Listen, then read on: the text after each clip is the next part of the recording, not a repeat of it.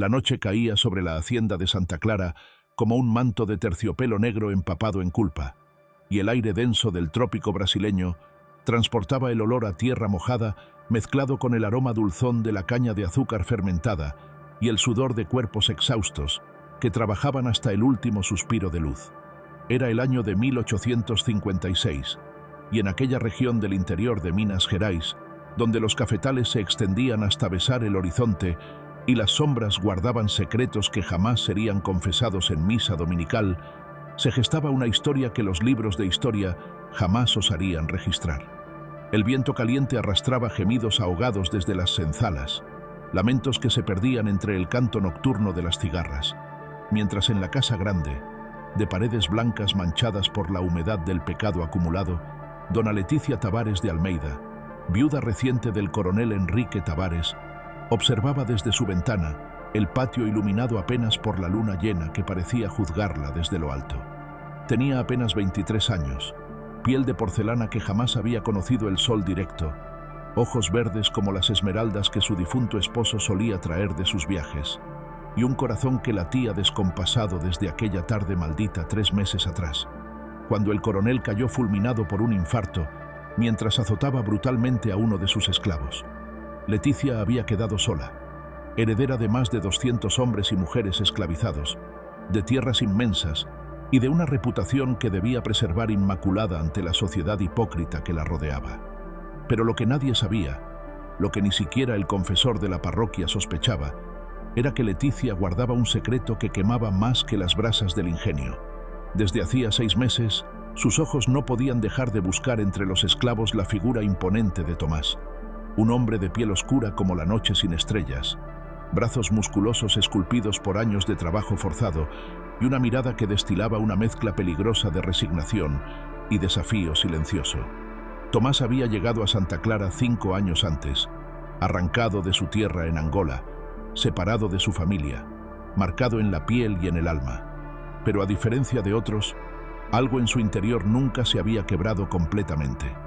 Sabía leer, un crimen punible con la muerte que había aprendido en secreto de un antiguo esclavo liberto, y en sus venas corría la sangre de guerreros y curanderos que le habían enseñado que la dignidad no podía ser encadenada, solo ocultada. La primera vez que sus miradas se cruzaron fue durante una tarde sofocante de verano. Leticia había salido al patio para supervisar la cosecha, obligada por su padre, el temido coronel Baltazar de Almeida, un hombre cruel que había convertido la brutalidad en arte y que visitaba la hacienda cada semana para asegurarse de que su hija mantuviera el legado de hierro de los Tavares. Tomás había levantado la vista apenas un segundo, lo suficiente para que ella viera en aquellos ojos algo que jamás había encontrado en los de su difunto esposo: humanidad pura, dolor contenido y una chispa de algo indefinible que la estremeció hasta los huesos. Desde entonces, Leticia comenzó a descender a las senzalas con excusas inventadas. Llevaba medicinas para los enfermos. Inspeccionaba las condiciones de vida con una preocupación que sus capataces consideraban excesiva y peligrosa. Pero la verdad era otra. Buscaba esos encuentros fugaces con Tomás, esas miradas que duraban un segundo de más, ese intercambio silencioso de reconocimiento mutuo que ninguno de los dos se atrevía a nombrar. La noche en que todo cambió olía a tormenta inminente. El cielo se había puesto color púrpura oscuro, y la electricidad en el ambiente presagiaba no solo la lluvia, sino algo mucho más devastador. Leticia, incapaz de dormir, bajó descalza por las escaleras de la casa grande, su camisón blanco de algodón transparentándose con la humedad pegajosa del aire. Sabía que lo que estaba a punto de hacer era imperdonable, condenable, un pecado que la marcaría para siempre, pero el deseo que había reprimido durante meses se había convertido en una fuerza incontrolable. Encontró a Tomás en el depósito de herramientas, donde él dormía separado de los demás por órdenes del difunto coronel, quien desconfiaba de su inteligencia y su silencio pensante. La luz de la lámpara de aceite que Leticia llevaba proyectaba sombras danzantes en las paredes de madera agrietada. Él se incorporó al verla, sorpresa y miedo mezclándose en su rostro.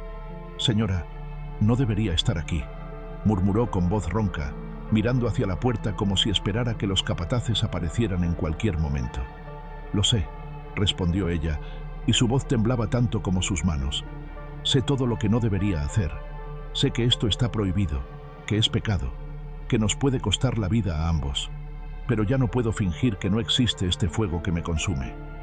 El silencio que siguió fue ensordecedor, interrumpido apenas por el rugido lejano del trueno. Tomás la observó con una mezcla de incredulidad, deseo reprimido y el terror legítimo de un hombre que sabía que su vida no valía nada ante la ley de los blancos. «Usted no sabe lo que pide», dijo finalmente, su voz cargada de una tristeza antigua. «Si alguien nos descubre, me matarán de la forma más brutal posible. Y a usted, la sociedad la destruirá igual, de maneras diferentes, pero igual de crueles». «Entonces moriremos», susurró Leticia, acercándose hasta que pudo sentir el calor que emanaba del cuerpo de él. «Pero al menos habré vivido una noche de verdad, una sola noche donde no sea la viuda perfecta, la hija obediente, la propietaria bondadosa. Una noche donde sea simplemente una mujer que desea a un hombre». Lo que sucedió después fue inevitable como el amanecer, prohibido como el fruto del Edén, y devastador como un huracán que arrasa todo a su paso. Sus cuerpos se encontraron con la desesperación de dos almas condenadas, mezclando lágrimas con besos, culpa con pasión, ternura con la violencia de saber que aquello no podría repetirse jamás. El mundo exterior desapareció durante esas horas robadas a la realidad, y en la oscuridad de aquel cuarto miserable, la viuda blanca y el esclavo africano crearon un universo propio donde las cadenas, por un momento infinitesimal, dejaron de existir. Pero el amanecer siempre llega, implacable y cruel. 3 semanas después, cuando Leticia descubrió que llevaba en su vientre el fruto de aquella noche prohibida, supo que su destino estaba sellado. Su padre llegaría en cualquier momento para su visita semanal, y sus ojos de halcón no tardarían en notar los cambios en su cuerpo. La decisión que tomó fue la que la historia jamás perdonaría, la que la convertiría en leyenda negra susurrada en las cocinas y los salones. Denunció a Tomás por haberla violado, salvando así su reputación y condenándolo a una muerte atroz. La noche que lo azotaron públicamente hasta la muerte en el patio central de la hacienda, mientras los demás esclavos eran obligados a observar como advertencia, Leticia vio desde su ventana cómo la vida se escapaba del cuerpo del único hombre que había amado verdaderamente. Tomás nunca la delató. Nunca gritó la verdad que podría haberla arrastrado con él. Simplemente murió en silencio, con los ojos fijos en aquella ventana iluminada, perdonándola con su último aliento. 9 meses después, Leticia dio a luz a una niña de piel apenas más oscura que la suya, ojos verdes heredados pero rasgos que delataban su origen mestizo. La criatura fue entregada inmediatamente a una familia de esclavos libertos en una ciudad lejana, y Leticia continuó su vida como la viuda respetable de Santa Clara. Pero dicen que hasta el día de su muerte, 40 años después, Leticia nunca volvió a dormir una noche completa, que sus gritos despertaban a toda la casa grande, que llamaba un nombre en medio de pesadillas interminables, que envejeció prematuramente atormentada por fantasmas que solo ella podía ver. La historia de la viuda y su esclavo se convirtió en leyenda prohibida, en ese tipo de verdad que todos conocen, pero nadie se atreve a pronunciar en voz alta.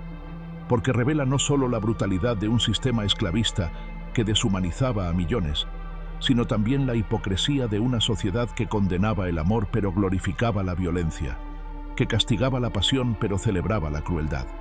Y ahora tú conoces el secreto que Santa Clara guardó durante generaciones.